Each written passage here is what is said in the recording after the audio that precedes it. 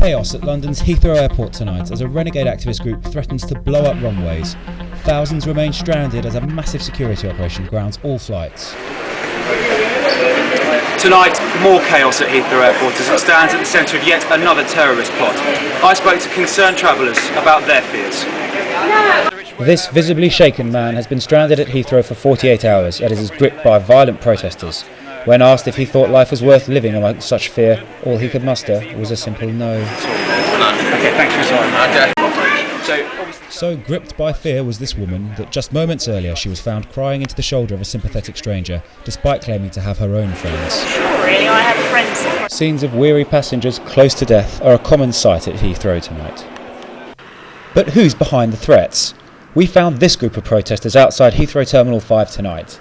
At the centre of the security alert is the Green Party, who believe that any means to halt Terminal 5 is justified, even violence.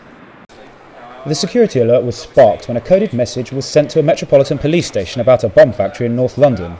Plans found with the explosives suggested the group were planning to use homemade bombs to crater the runways of Terminal 5.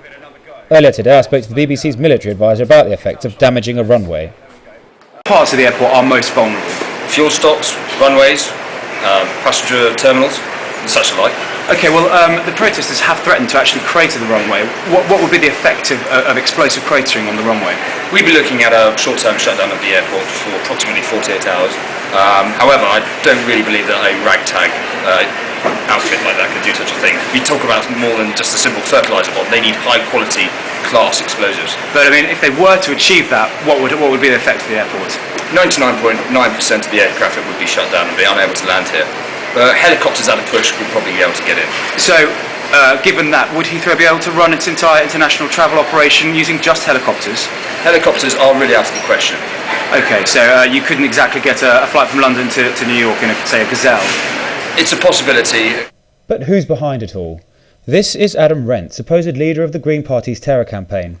At his flat in North London, police uncovered maps, training manuals, makeup, a telephone handset and detailed plans of Heathrow's runways. But tonight activists remained adamant that their protests were peaceful. The government needs to understand this just isn't sustainable. Think about the environment, think about the pollution, think about the noise. This is our right to peaceful protest. They think that we're going to do something, and we're not. We have no intention of it. We just want to stand up for our own rights.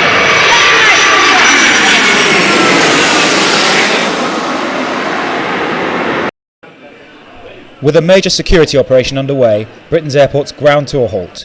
The terror was etched onto the horrified faces of the passengers caught up in the incident, amid scenes of chaos, confusion and panic. "Welcome to Britain," the sign said, but a welcome certainly isn't what these passengers got. I went on the hunt for answers. This man is James, a 24-year-old defector of the Green Party who fears that bloodshed will result from the protests. He told us that Adam's plan was to crater the runways and destroy the fuel stocks. Adam's plan was to crater the runways and destroy the fuel stocks. We weren't going to leave more than 500 metres of runway serviceable. Explosives in culverts and leaves in the drains were going to do the job. When this was done, the fuel tanks were the next prime target. Blow off the manifolds and contaminate the stocks. Sugar and water would do the job. If this didn't work, fire was always an option. If there was time, we were going to put jam in the radar. With protesters growing ever more threatening and security services ramping up their operations, the situation for Heathrow's Terminal 5 looks more dire than ever. Amid growing tensions tonight at a troubled Heathrow Airport, people really are beginning to wonder about Ben Brown, BBC News at Heathrow Airport.